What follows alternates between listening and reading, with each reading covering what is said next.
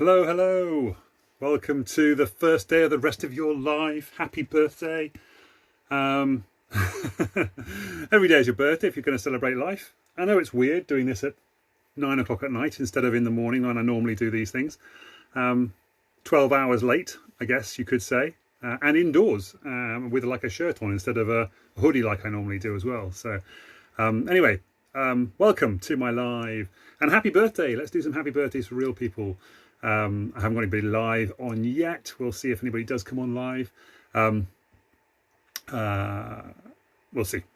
Anyway, but happy birthday to Kristina, Monika, Kel Radford, Michael, Lisa Jones. I forgot to look up, Lisa, whether you were the person who was the reporter who did all that stuff for me back in 2015. If it was, thank you very much indeed. Let me know. You're still on my website.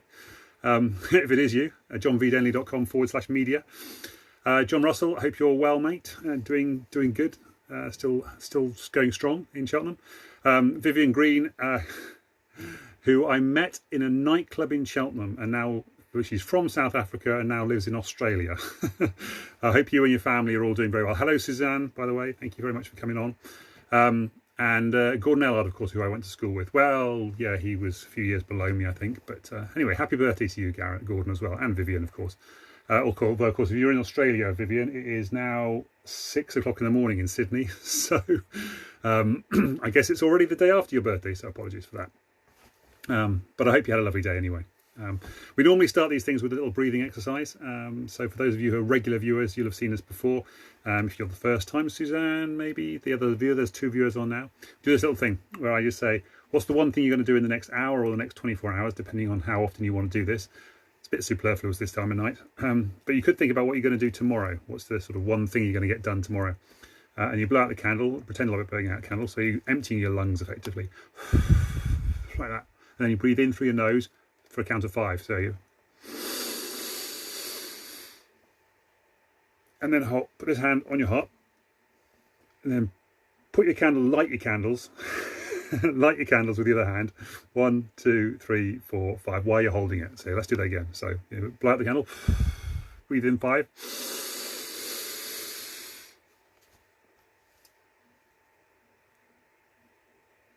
And then blow out the candles.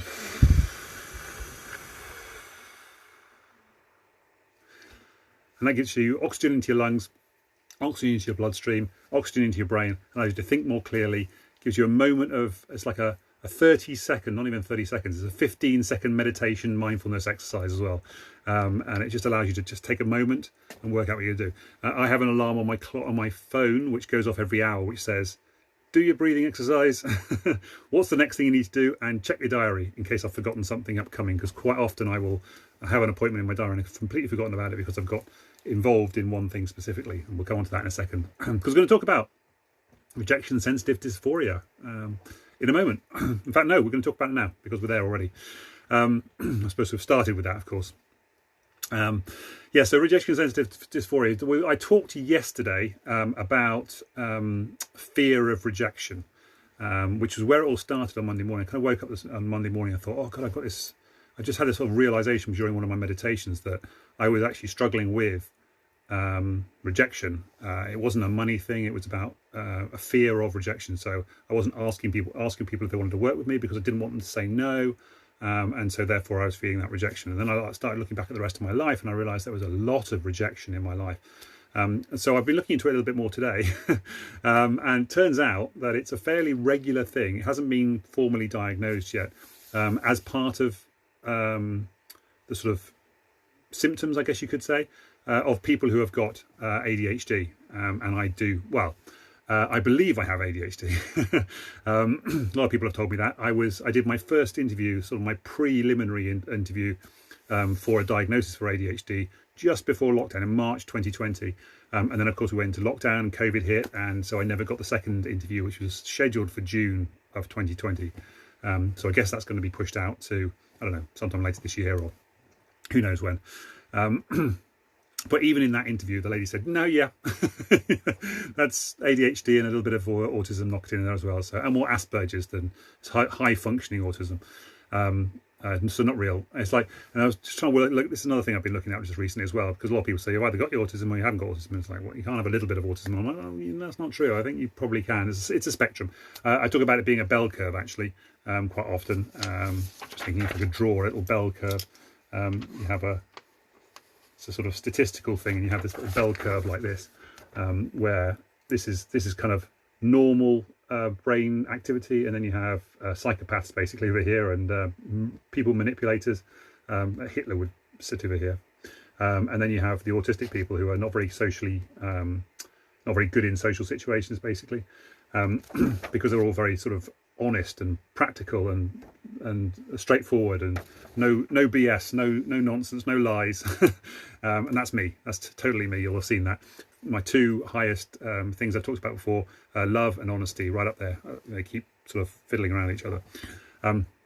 So anyway, it turns out that rejection sensitive dysphoria, which I think would be better named as rejection sensitivity dysphoria, but I'm not a medical person, which is basically like a ridiculously over the top reaction to rejections. So you feel it really badly. And actually, I just went through just before I came on here like a questionnaire thing, and one of those things was, do you feel the pain of rejection in a physical way? Do you actually feel like it's physical pain? And I was like, yeah, that's exactly what it feels like. I don't know, is that not true for everybody else? If you're on here and you've never suffered too much with this, or anyway, or if somebody is rejected, well, everybody's had rejection or some stuff in the past. If you think back to the worst rejection you've ever had, did it actually feel like somebody had jabbed a knife into your chest, and you like feeling it at the end of the tingling at the end of your fingers and stuff, and feeling like you're really weak and all that kind of stuff? Does anybody else feel like that, or is it just me? Or people with rejection sensitive dysphoria? And I'm not sure how these things work, but let me know. So anyway, I've looked into it, and apparently it's very common for people with ADHD. And I went on YouTube, and there was loads of messages, loads of videos about it. And as I was watching the videos, I was like, oh yeah, this is me. Oh yeah, this is me. Oh yeah, that's me. Yeah, did that. Yeah, that's me. That's how I feel. Yeah. It was just fantastic to watch. Hello, by the way, I've got 4 viewers by the looks of it. Hello for viewers. Feel free to say hello. Let me know how you're feeling, what you're up to this evening in the comments. That would be great. So anyway, that's pretty much all I wanted to say for now, because I'm still processing it and trying to figure it all out.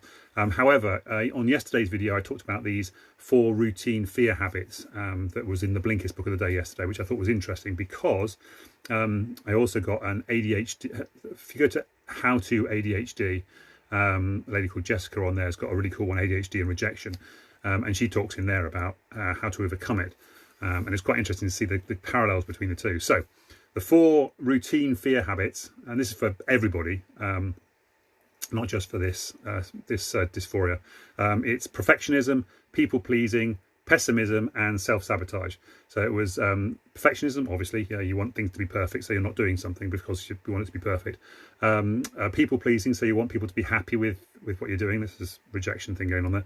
Pessimism is like, is there any point in doing this because it's going to fail anyway, that kind of thing. And then self-sabotage is, I don't want to have success in this because for whatever other reason, basically for all the other reasons that you might find where you're not happy with it. And then there are 4 courage habits that can adjust that. And they talked about that being access to your body. So that's breathing. So we just did the breathing exercise there. That's an example of that. Listening without attachment. So that's just recognizing what's going on inside your head. What am I saying to myself? How am I phrasing it? What's going on there? Just actually listening to it without actually allowing it to take part of your emotions.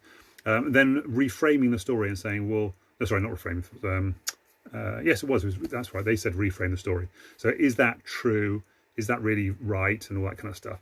And then creating community. So it's looking for support, like with other people, asking people other people's opinions and stuff. So that was the 4 kind of courage habits that the Blinkist thing talked about. And then when we're talking about ADHD, they talked about recognize, which is the listening without attachment, responding. So that's using some sort of strategy, some sort of appropriate strategy to help you to de-escalate the way you're feeling. Then reflecting. So that's is it true? All that kind of stuff. And then reframing. So looking at it. So that's the reframing we talked about before.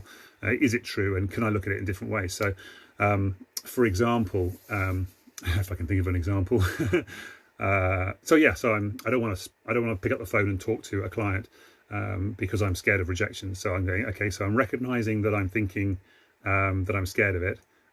What's my response to that? Take some deep breaths. That's getting into my body a little bit. Relax, take a deep breath, and then reflect on it and look for the truth in this. Is the person actually going to reject me? How are they actually going to react? Will they be fairly positive?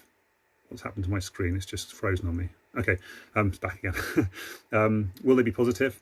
How they actually react, and then reframe it and go, I'm not actually, it doesn't really matter if they reject me because I'm there to help them. And if they reject me, it's not necessarily a reflection. We talked about this yesterday. It's not necessarily a reflection on me, although it's a little bit of a reflection on whether have I given across the right information for them to make a decision, buying or otherwise. But it might just be a reflection of them. They haven't got the money. They're not in the right place to make the decision. They're not ready to change. Could be whatever it is that's going on with them. It's not nothing necessarily to do with me. So that's the reframing part of that thing. And I need to get better at that myself. And also the other part of it, of course, is I'm there to help them. I'm phoning them up to offer to help. I'm there to be a nice person. I'm here to help them improve their lives. And if they choose not to go down the route of help and they don't want to work with me, that's not necessarily my problem. It's not necessarily me. It could be. They don't like me. They don't like my personality. They don't like the way I'm working with them. They don't want to work with a man, for example. Didn't like the way I acted. I don't know. Who knows what it is. But it's not necessarily me that's the problem. It's them, their perceptions of me and their feelings about me. Now, it could be that they're just going, well, he doesn't know what he's talking about. But that's not really my problem. Because the next person I phone might like me and might like the way I'm thinking and the way I'm helping them and all that kind of stuff. So yeah, anyway, that's kind of where I've got to with that now, is recognizing that there is this issue that's going on here. And I do have these powerful emotional reactions to rejection. And then I just need to manage those better and overcome them. Now, of course, what's happened, of course, in the past, and I talked about this yesterday as well, is that I've had all these rejections and I've had the build-up of the emotions on top of it. And so now it's become a self-fulfilling prophecy. So this is it's a phobia thing. I've talked before in the past about how I got a phobia of talking to women in social situations for exactly a similar sort of reason, really. The autistic traits that I was having was causing me problems in social situations, and I was getting a lot of rejection. Then I got the painful rejection, and that really hurt.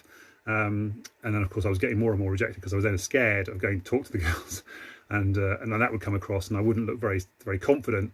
And then, of course, that would create a rejection. Didn't know this at the time, but that sort of I'm scared thing can actually create a rejection, even if it wouldn't have been there if you'd not been scared. Which is why most of my girlfriends have asked me out in the past, because I haven't been scared. I haven't been worried about it. They've just been talking to me. They've got the sort of normal me without me worrying about things. And then they've asked me out and I've gone, oh yeah, please, that'd be lovely. Before I've had a chance to think about it too much or spend too much time worrying about it. Anyway, but then I overcame that. But I did develop into a phobia where I was too scared to go and talk to anybody. And then eventually I got too scared to even go into a bar or a social scenario where there might be women. And then that led to depression.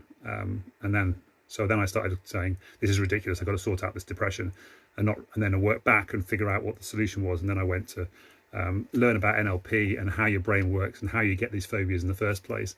And then that's when I got started on this path down here. I actually started in 2009. And then I redid that in 2014 with Terry Gormley, and then went to Gemma, whose surname I can't remember, to do the final, my proper NLP practitioner's course. Anyway, that's all from me. Thank you for the 4 viewers who have been watching this whole time. I hope it was less than 15 minutes, and because otherwise I've got to edit it for Instagram again. And yeah, we'll see what tomorrow is going to bring. I did this one this evening. I wanted to get this out of the way this evening because overnight I have a tendency, because this is neuropsychologist, is what I teach people. No doubt my brain will process more stuff and then I'll have different thoughts and ideas in the morning tomorrow.